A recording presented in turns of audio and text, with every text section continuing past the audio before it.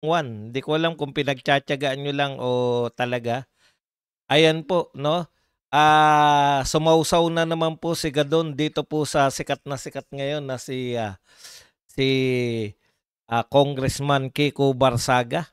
Eto po ang sinabi ni, Larry Gadon, "I just wish, Kiko, to become more matured to avoid being a laughing stock in HOR and to avoid being ridiculed."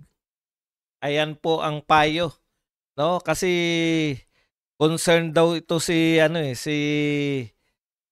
Gadon, si Papa Gadon, concerned daw siya dahil, kakilala niya 'tong mga magulang ni Kiko Barsaga.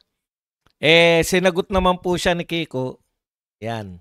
Ito po ang sabi ni Kiko, "You could not prevent President Marcos from becoming the biggest laughing stock in our country. Why should I listen to your advice?" Oo nga naman 'no. Hindi mo nga napipigilan si BBM na siya po ang, pinakamalaking katatawanan ng Pilipinas.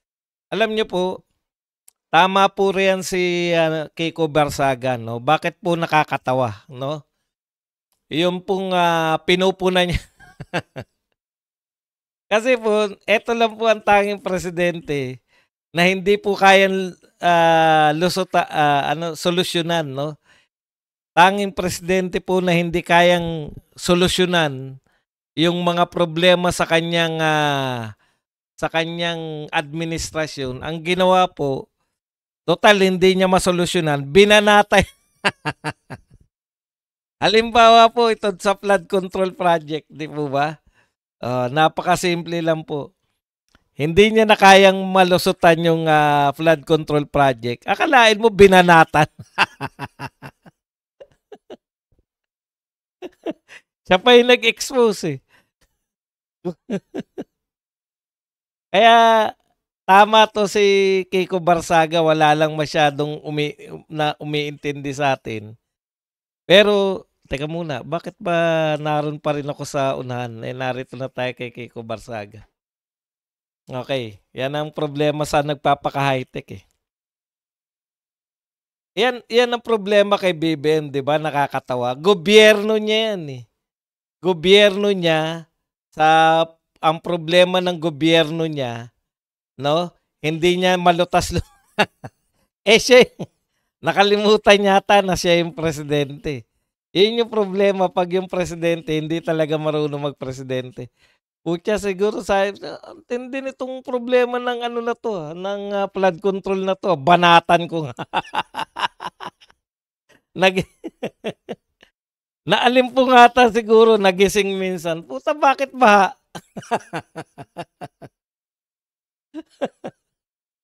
"Mr. President, kayo po ang presidente ng Pilipinas."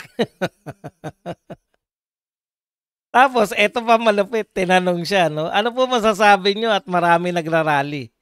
Ah, ano po nangyari?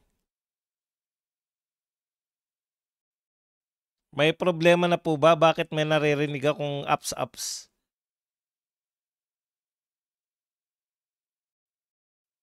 Masama na naman ba ang dating? Parang okey naman, ah.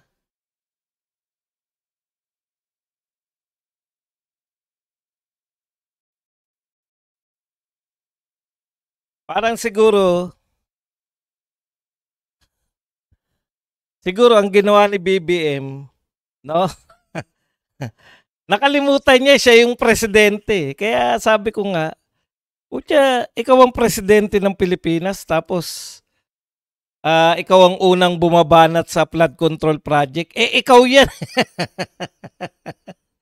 Eto pa, may nagtanong sa kanya, "Ano po masasabi niyo at, parang ang tanong yata, dumadami na yung mga nagra-rally.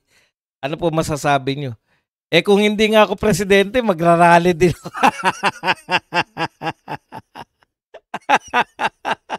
Kaso presidente ko.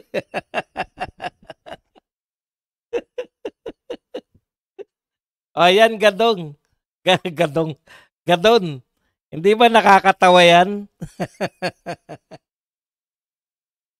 Ano gagawin natin diyan, ganun?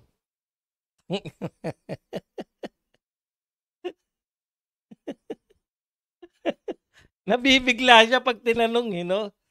Ano pong masasabi niyo sa mga nagra-rally? Kung hindi nga ako presidente, sasama din. Mr. President, 'no, ganito po ang buhay ng presidente. 'Pag nakita po ng mga tao yung mga problema po ng Pilipinas, kaya po kayo presidente, lulutasin niyo po. Eh, hindi po, eh, ang ginagawa niyo nakikibanat kayo, sabi niya. Pumunta dun sa may Bulacan, kumuha ng semento. Eto, tignan niyo 'to. Oh, 'di ba? Nagdurog ng semento. Puta, sabi ko, eh, ikaw presidente. Binabanatan mo yung sarili mong gobyerno. Tapos gusto niya pang mag-rally laban sa sarili niyang gobyerno. Anak ng tinapay, oh. Akala niya siguro si Digong pa yung presidente ngayon. Wala talaga tong ating mahusay na president. O eto po, mukhang tinatabla na po talaga tong si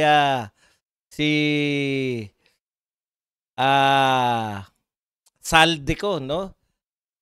Si mismong ang presidential son na si Sandro Marcos ang nagsabi po na bumalik na si Saldico para harapin yung mga problemang naidulot ng lalo na po yung nakaraang budget, no? Ang dami po nagsasabi na ito po ang pinaka-corrupt na budget sa Pilipinas.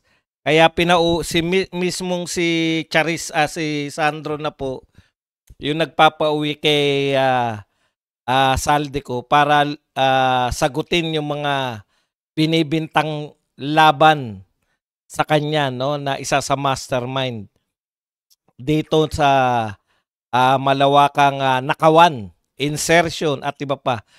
Tandaan po ninyo, ang natutuklasan pa lang po natin, yan pa lang pong mga flood control project. Eh yung mga farm to market road pa, yung mga tulay, kung may mga tulay, yung mga big budget project, yung mga foreign assisted na convert nila, yung mga insertion. Okay, kaya po ngayon, dati hindi nababanggit yung Saldico, marami na pong bumabanggit ngayon sa pangalang Saldico. O, 'di ba, nauna na si Toby Chanco. Tapos yung sa agriculture, si Tio Laurel, pinanatan din si Saldico. Hindi lang pala mga kontrata sa hindi lang po kontrata sa construction, no? Hindi lang po sa mga DPWH nangungontrata ton si Saldico, pati pala sa pag-i-import ng isda. Yan po, binulgar din po yan ng Agriculture Secretary. Tapos binanatan si Magalong din, sinasabi na siya ang isa sa mga mastermind nitong flood control. Kasama si Martin. Ay hindi pa. Siya pa lang pala tinukoy. Hindi pala tinukoy ni Magalong si Martin. Si Magalong pala, si Saldico lang. 'Di ba? Oh. Tapos ngayon, eto na si Charis na, si Sandro na. Umuwi ka na raw. Kung hindi, tatanggalin ka bilang congressman. Kung hindi raw, irereklamo sa irereklamo sa anong committee yun? Yung nagpapatanggal sa congressman? Ethics Committee. Ayan. Thank you very much muna kay Bernadette Loimker na nagbigay sa atin ng $10 na pangkape. Okay. Punta na po tayo rito sa susunod. Pahiram po ng eto po, manghihiram po tayo ng video dito po sa SMNI. Isa lang naman SMNI. Bati-bati naman tayo, mabait naman kayo, di ba? Okay, ito po, hiram po tayo ng video rito sa SMNI para po dito sa kay BP Sara. Kung ano po yung masasabi po ni VP Sara. Nagsalita na po ang ating Vice President hinggil po rito sa naganap na palitan. No? Alam nyo, ang pangit eh. kung, kung ang ina-expect ng mga congressman, mapapayapa nila yung mga tao dahil po dito sa pagpapalit ng pagre-resign ni Martin, kitang-kita po natin lahat na yung pumalit, yung pong sinabi, pinakiusap ni Martin Romualdez na si Boji D, no? Kaya ang sabi ng lahat, tuta mo rin yan eh. Yun din dapat ang diskarte. Wala talaga mga bugok talaga tong dumiskarte tong mga to eh. Dapat ang diskarte dyan, wala ka nang sinabi na eto gusto ko ipalit sa akin. Kung siya man ang gusto mong ipalit, wag naman magpaka-obvious, di ba? Obvious na obvious nang naganap eh. Ito po ang pahayag ng ating VP Sara, pakinggan po natin. Yung pagpapalit nila ng speaker dyan ay para lang yan masabi ng mga tao na meron silang ginawa sa House of Representatives sa reklamo at sa galit ng mga tao. Pero ang totoo niyan ay sila lang din yan. Grupo lang din yan ni Martin Romualdez, ni Sandro Marcos, and of course, syempre, papunta na rin yan kay BBM.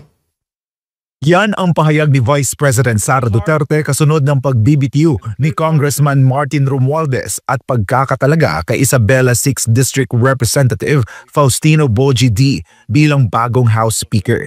Paliwanag ni VP Sara, kabilang pa rin sa iisang grupo ang bagong speaker dahil konektado umano ito sa pamilya Albano ng Isabela na matagal ng kalyado ni Romualdez.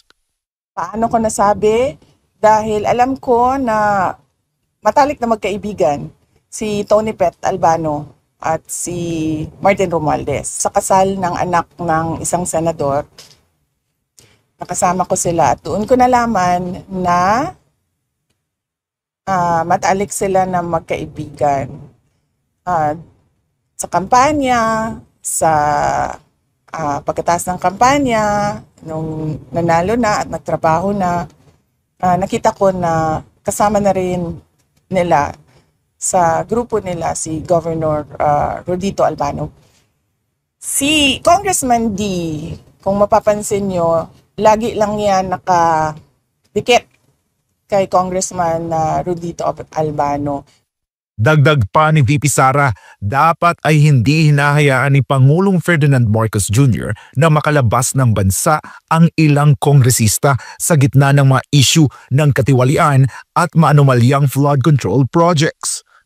Hindi niya dapat hinahayaan yung mga congressman na basta na lang umalis ng bansa o basta na lang mag-resign to evade accountability doon sa mga nakita natin na pag-chop-chop ng budget natin at pagkuha ng pera ng bayan para bumili sila ng mga properties, bumili sila ng mga jets, bumili sila ng properties abroad at lahat nung kanilang na makikita natin sa lifestyle nila. Okay. Una, no, tama si VP Sara doon na wala naman talagang pagbabago yan eh. Katunayan, ang sinabi po ng bagong speaker, walang mababago sa committee chairmanship muna, no? As is pa rin. So talaga, unlike sa Senate, makikita nyo po from Chis Escudero na hindi po, kumbaga medyo pumapanig o pumapabor po yung mga huling desisyon niya sa kay VP Sara. Tapos napalitan po talaga yung mga pangunahing committee chairmanship, lalo-lalo na yung Blue Ribbon Committee. Dito po sa House of Representatives, wala po talagang ginalaw, no? Kaya same pa rin. Kumbaga, siguro binibigyan lang ng time si Martin na yun na nga, mag-alasalde ko na ayaw nang bumalik sa Pilipinas At balita natin yung mga sasakyan niyang panghimpapawid, no? Yung mga helicopter, jets ay wala na ron sa paradahan, no? Mas yun ang tama yung sinasabi ni BP Sara eh. Kaysa kung ano-anong atupagin, bakit hindi po harangin itong mga congressman na lumalabas ng bansa? Magkaroon ng whole departure order, lalo na po sa mga congressman na napangalanan na sa mga iba't ibang investigative body, no? Kasi kung hayaan lang po natin silang maglabas-pasok, ubos na po ang yaman ng bansa bago tayo mapapatunayan na may kinalaman sila. So lahat-lahat to kita natin. Kung naniniwala lang kayo kay BP Sara noon pa BBM, sa bagay, yun na nga no.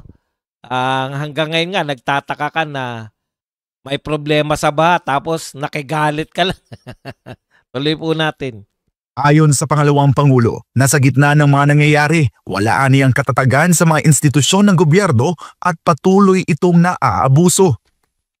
Oh, definitely, there is no stability at all with regard to our government institutions. Hindi lang ngayon, even before. We saw how they abused the power and the institutions for their gains, no?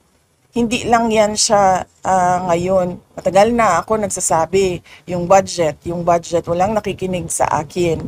Kailangan pa lumubog sa baha yung mga kababayan natin bago merong nag-react na BBM ang pangalan.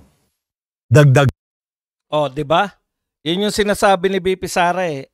Actually, tayo lang yung nagdala niyan, yung mga Duterte supporters habang busy ang lahat. Habang busy pati ang mga dilawan, mga loyalista, pati po tong mga media. Alam niyo po, pangunahin po ang problema natin talaga tong media, no? Dahil kasabwat po yung mga yan sa pagpapalaganap na ang problema ng Pilipinas ay mga Duterte. Ang tagal na panahon, 3 taon nilang karga-karga yan na Duterte ang problema ng Pilipinas. Tapos, dahil yung presidente hindi na mapigilan, no, hindi na mapigilan yung galit ng mga tao, pati yung presidente nakigalit. Doon lang sila. Doon lang nakigalit kunwari itong mga media, pero ang haba po ng panahon. Ang haba ng panahon na Duterte ang gusto nyong palabasin na problema ng Pilipinas. Ay, thank you very much muna. Hindi. Kay Pinay. Anong pangalan nito?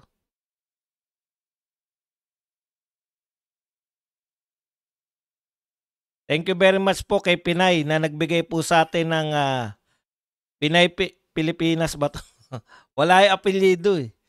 Nagbigay sa atin ng 40 THB. Yan. Pangkape. Thank you very much po. Nagtutugma ang reaksyon ng Pangulo sa dapat niyang gawin, bagay na nakakaapekto sa ekonomiya at sa direksyon ng pamahalaan. Kaya really, truly, our economy is not in the very best weather. Ang ating political stability is down to -2, -3, even -10 siguro. Magulo siya kasi unang-una, walang vision, walang direction, walang plano. Kung nakikita mo, puro sila politika at paninigurado na may pera sa bulsa at yung eleksyon nila sa susunod na darating na eleksyon. Ganun ang makikita mo na ginagawa ng gobyerno. Wala kang nakikita sa gobyerno ngayon na big ticket projects. Para sa Diyos at sa Pilipinas. Okay, maraming salamat kay BP Sara, no? Napakaganda nung sinabi niya. Thank you very much muna kay Elorde Manuel na nagbigay sa atin ng $199. Alam niyo po, ang ganda po ng sinabi ni BP Sara. Ito pong ating gobyerno ngayon ay walang direksyon, walang vision, walang direksyon, sabog-sabog. Basta ang importante lang sa kanila ay matiyak yung panalo nila sa susunod na eleksyon at may laman ng kanilang bulsa, no? Yun po yung problema natin talaga ngayon, no? Panay politika, wala po talaga yung yung direksyon. Walang vision. Ang gulo. Kahit po kayo, 'di ba? Gulong-gulo na kayo eh. Alam niyo po, punta na po tayo rito sa isa pang topic natin. Dito po sa naganap na Blue Ribbon Committee, yung pinagmamalaki ni Tuta Soto na mas magaling kahit hindi abogado, mas magaling daw na mag-imbestiga. Totoo naman, no? Thoroughly na iimbestiga. Yun nga siguro pala yata yung pagkakaiba ng investigasyon ng pulis. Kasi sa pulis kasi, 'di ba, yung criminal, yung isang kumbaga nakapokus ka lang sa isang criminal group. Unlike po ng investigasyon ng mga senador pambuong Pilipinas, no? Kaya nga po tama rin po si Tuta Soto na pinupuri niya si Ping Lacson na napakahusay naman talaga. Totoo naman po talaga, hindi na nga po kailangan mag-hearing eh. Di po ba? Tinatanong niya nga yung mga sinungaling na taga Bulacan na engineering eh. Mas alam pa po ni Senator Lacson yung nagaganap dyan sa Bulacan kaysa dito sa mga engineer.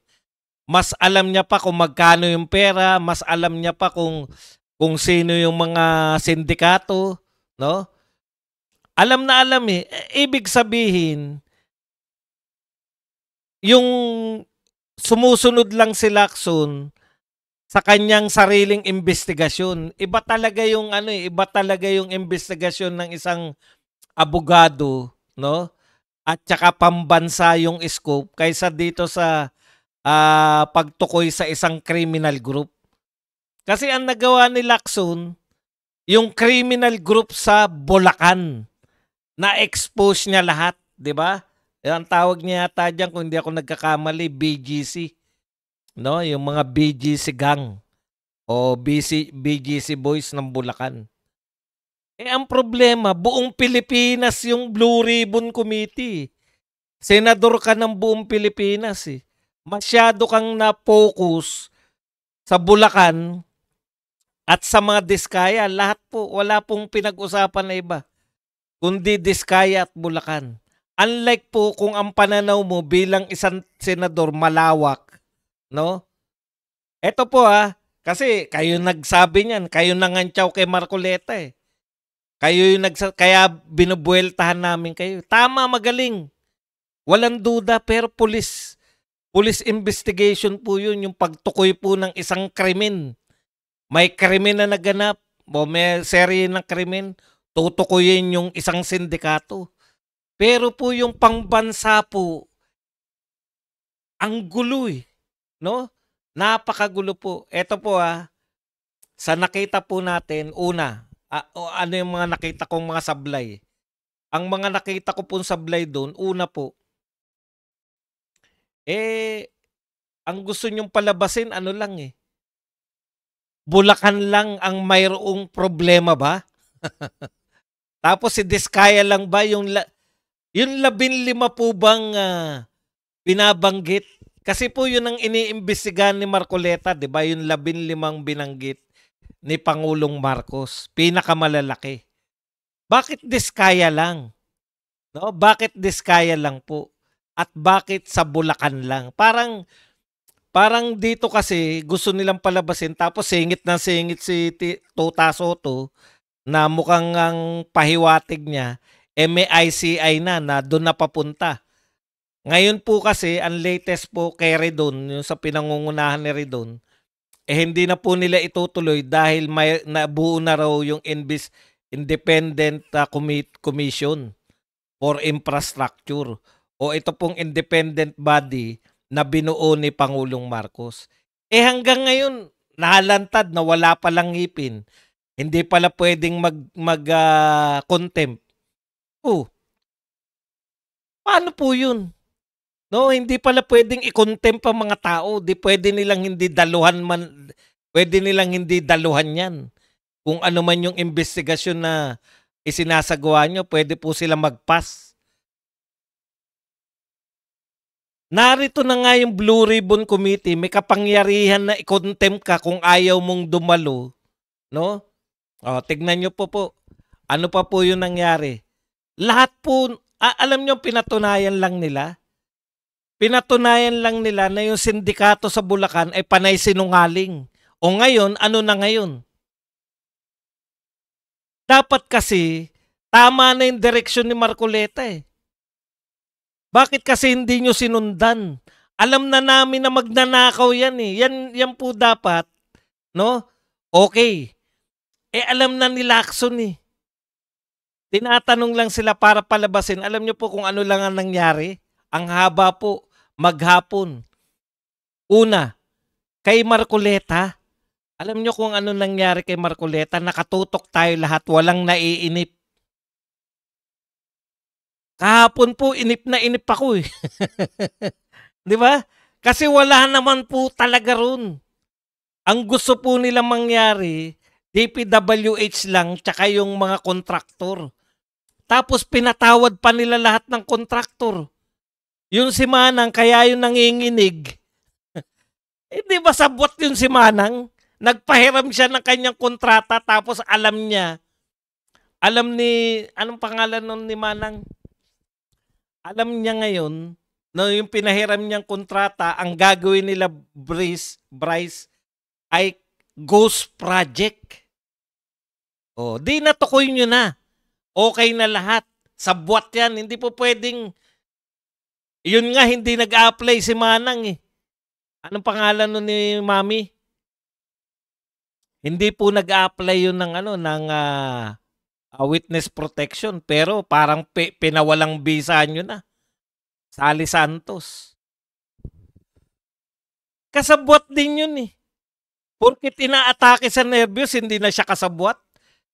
Alam mong walang ginagawa, pinahiram mo. Ikaw ang kontraktor eh. Ikaw ang may lisensya eh. Pinahiram mo sa mga sindikato. Tapos kumubra ka. Okay lang yung sinasabi niya na natakot ako, pinahiram ko eh. Kumubra ka eh. Di ba? Kaya nga po, kanya-kanya po lusot lang yung mga taga Bulacan. Kaya lang po, Bulacan lang po ba? Ang gusto bang palabasin ni Lacson? Bulacan lang may nagaganap na ghost project, mga flood control nakapalpakan sa Bulacan lang? Hindi naman eh. Pero kahit sa Bulacan lang, Pretty Emmy, thank you very much sa $9.99. Mr. Buds for your Starbucks coffee, great job. Arthur Seya, thank you very much sa 125 pesos na pangkape. Okay. Pero bakit sila may mga iniiwasan? Di ba? Tignan nyo po yung Diskaya. Naawa rin ako sa mga Diskaya eh. Kung sigawan, talagang grabe pag-initan, no? Alam nyo kung bakit kinontempt? Dahil iba raw yung sinabi ni Diskaya, sabi niya may sakit yung misis niya. Yung sinabi naman ng misis niya ay mayroong meeting. Contempt agad. Ang dami kaagad nagsalita. Hindi ko po pinagtatanggol yan. Wala akong pakialam. Bawiin yung pera ng mga Diskaya. Okay ako riyan. Pero yung mga tao na bago nyo i-contempt, ilang beses na nagsinungaling katulad ni yung Alcantara. Bago nila i-contempt yung Alcantara, ang tindi. Pinakitaan muna. May picture na, hindi pa umaamin. Ikaw ba yan? Hindi ko po masasabing hindi ako yan. Nung pinakita na po yung mukha, tsaka lang umamin, ikaw na ba yan? Opo, ako po yan. Pero yung Diskaya na natataranta na, hindi na alam. Nagpapalusot, tama po yun. Pero hindi naman siya nagpapalusot sa affidavit niya, nagpapalusot siya sa misis niya. Dapat i-contempt yung In fairness po, Hindi pa po bumabaliktad si Diskaya sa mga sinasabi niya. Yun yung problema namin. Bakit ayaw niyong ipursu na hindi lang po DPWH at saka contractor ang may kasalanan niyan. Lahat po ng tao, Senator Ping Lacson alam na Alam na, pati nga mga congressman, hinahabol na si Saldico 'Di ba? Pati po sa mga congressman, panay na banggit kay Saldico. Kung hindi nyo kayang banggitin si Martin, pero nabanggit pala ni Diskaya din, 'di ba? Si Martin tsaka si Saldico. Bakit po kinakalimutan natin? Yun yung tanong ko Bakit po hindi iniitsipwera nyo po yung mga, ngayon, parang, alam mo, parang ang may control na po, hindi po kayo. Ang may control na si Ontiveros Pati yung susunod na ipapatawag, Quezon City naman. Alam mo yung si Ontiveros, no? Pag nag-imbestiga po yan, style ni Ontiveros siyang sinusundan nyo Tito Sen Gulat na gulat ako kay Tito Soto. No? Pumunta ron at magtatanong din daw siya. Pero pinamigay niya kay Ontiveros yung 3 minuto.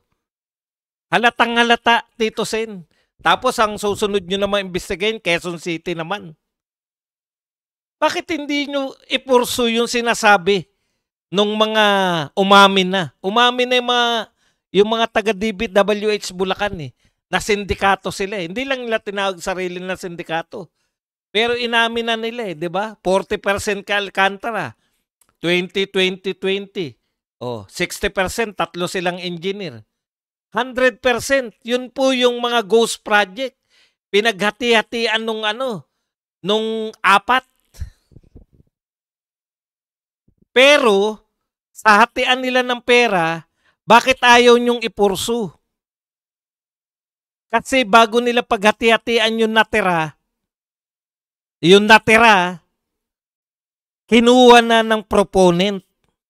Ang linaw po nun sa kanila po nang galing Kinuha na ng proponent o bibigay na sa proponent, ibig sabihin, hindi sila po, yung sindikato, pag naibigay naibigay na yung sa mga USEC, naibigay na yung may mga pangalan Ang hindi nila mapangalanan, yung mga proponent. Ayaw din naman tanungin. Kung ako po investigador, sino ba tong proponent na to? Hindi ba yan yung congressman? Ayaw nila.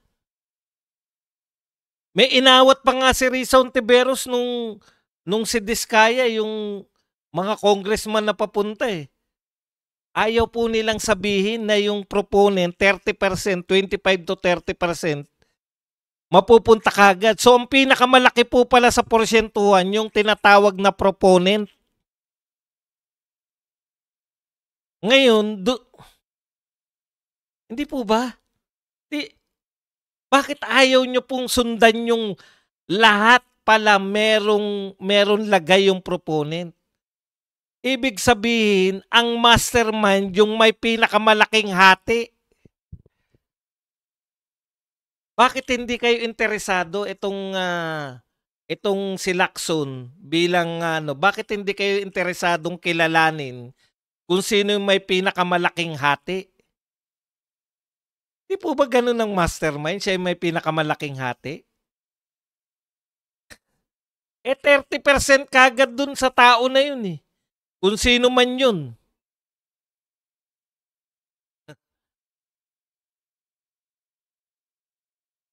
Kaya kanya-kanya po Hindi po. Kanya-kanya sila. Halimbawa, yung sa legal na kotongan. Halimbawa, yung sa legal, meron pong 30%. Halos pare-pareho, di ba? 25 to 30% sa mga proponent. Yan po yun. Yung proponent po na tinatawag, yung pinangalanan ni Diskaya. Kayo naman, no?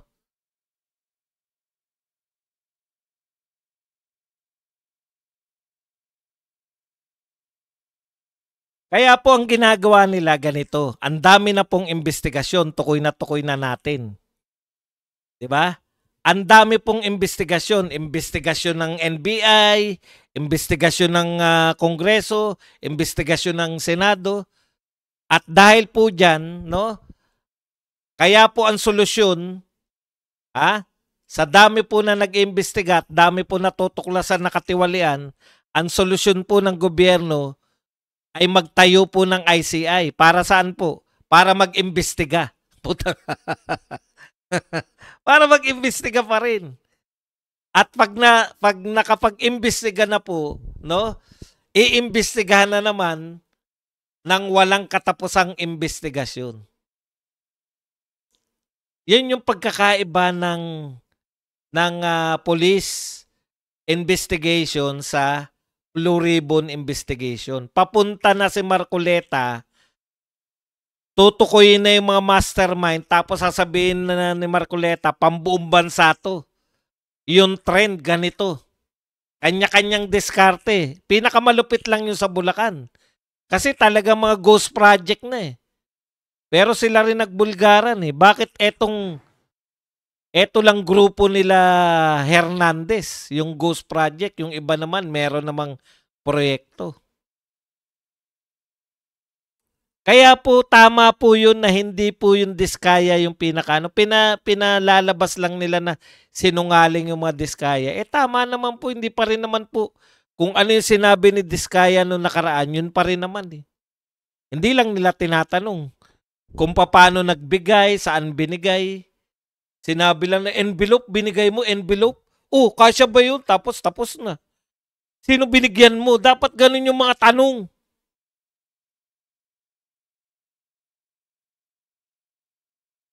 Willing ka bang ibalik yung pera? Dapat.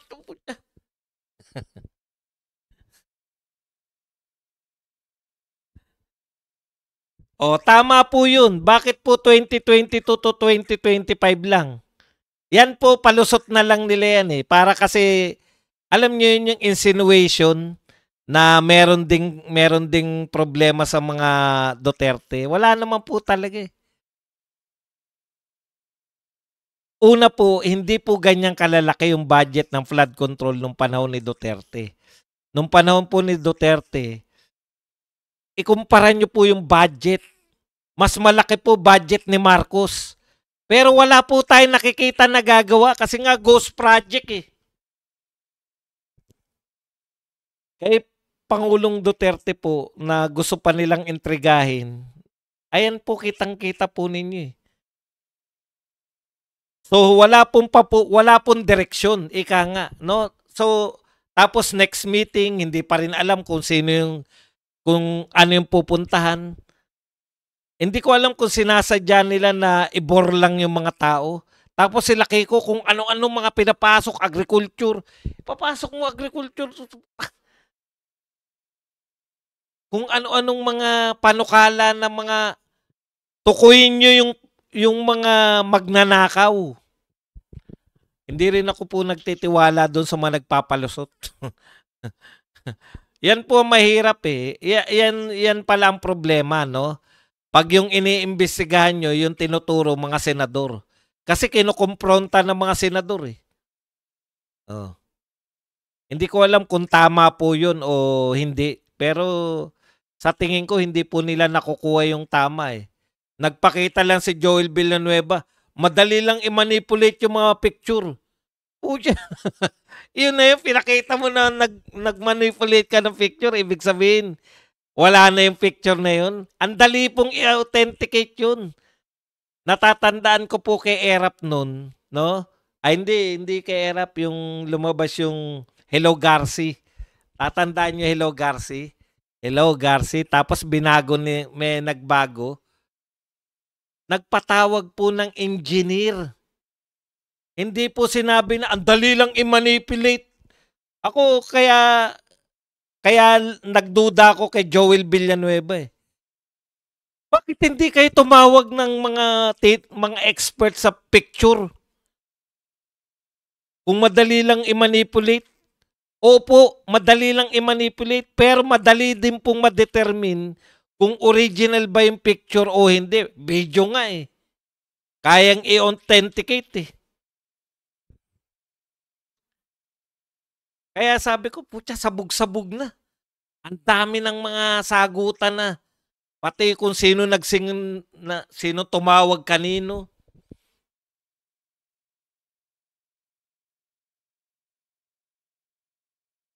Ako hindi po, yun po, pinakapalpak po na argumento yun, yung madali lang i-manipulate. May mga expert po, photo expert po, video expert. Malalaman kung in-AI yung picture o hindi. Hindi po ikaw, hindi po yung senador. Nag-imbita sana kayo. Tapos sinabi nyo sana, ito, peke itong picture na to na... Hindi ko nga alam kung ano yung picture na sinasabi ni Villanueva.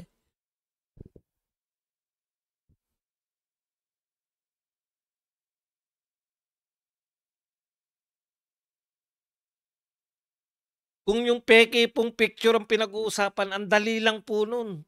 Pabugok. Dati po, matagal na yun, panahon pa. Biruin mo, si Gloria pa yung Hello Garci. Ilang presidente na yung naganap. Mas high-tech na ngayon. Nag-imbita pa sila ng mga engineer para suriin kung pineke ba yung tape ng Hello Garci. Pucha, ngayon, hindi mo malalaman kung peke yung picture o hindi. Imposible. Okay, yan lang po ang ating topic para mabigyan naman kayo ng pagkakataon. Basta ako po, in general, ang nakita ko po, dito po sa Blue Ribbon ni Lacson, ang layo po talaga, no? Pangmaliitan. Tama po, napaka lawak. Napaka-busisi. Napaka-busisi po nila. Pati po yung alam niyo yun, yung mabusisi ka sa maliliit na bagay. Pero po, pang-Pilipinas kayo, senador kayo eh. Hindi naman po kayo senador ng Bulacan at ng ang gusto po naming malaman, paano po nagkaroon ng malawakang dugasan? Hindi naman po yan isolated sa Bulacan eh. Kaya po galit yung mga tao kasi nakikita nila mismo, sila nagre-report eh, na merong ghost project. May nakita nga ako, isang pa lang yung yung flood control. Nasa TikTok, pinaka maikling flood control project. Isang pa lang. Ang taas talaga, siguro pang picture lang yun. Pinicturean